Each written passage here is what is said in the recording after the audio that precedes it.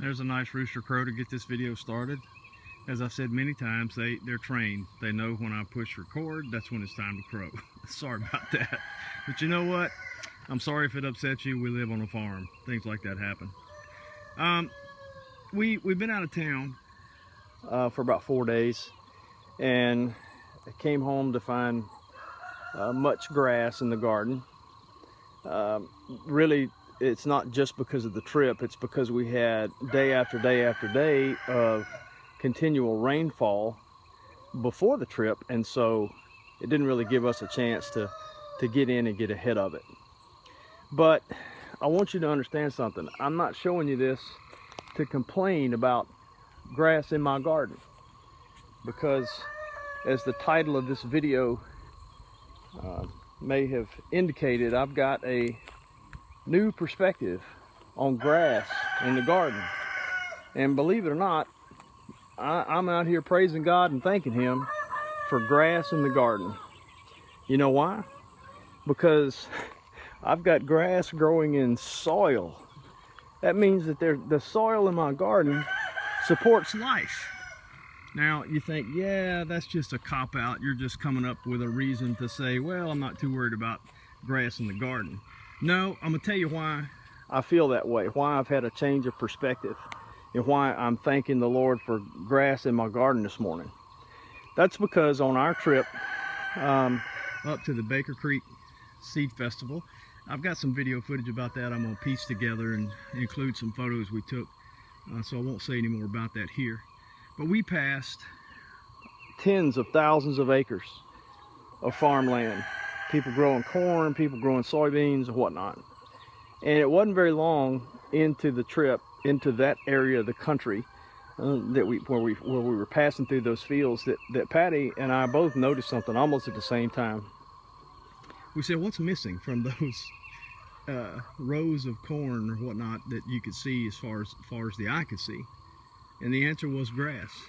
There was no grass, not a sprig.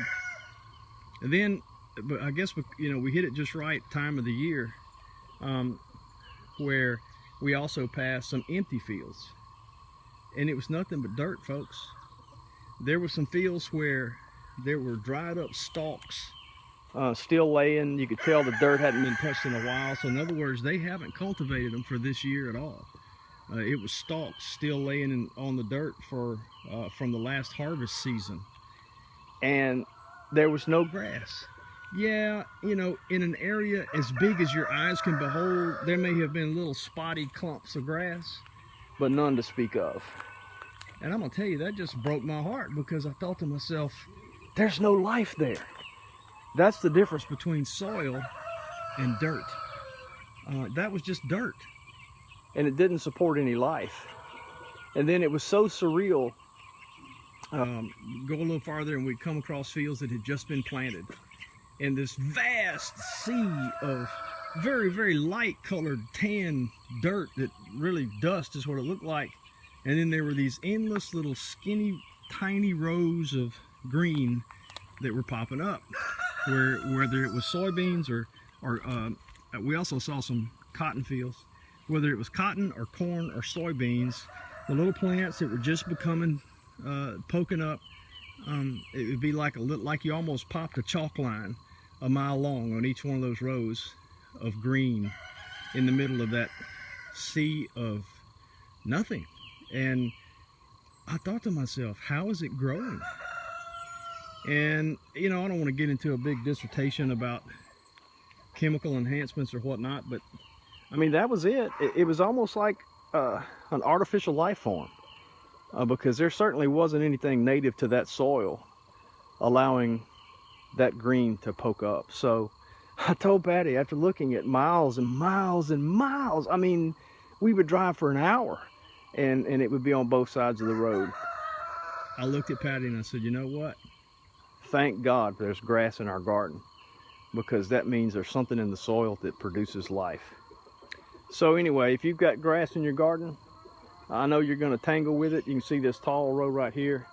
By the way, I came home and used my little push mower on most of this and knocked it down. On some of this tall, I had to go back and forth, you know, 8 or 10 times, but it did kind of knock it down. And yeah, we're going to deal with this grass, and yeah, we're probably going to till it under, and yeah, we're going to probably put mulch on top of it, because we don't want it competing with the vegetables.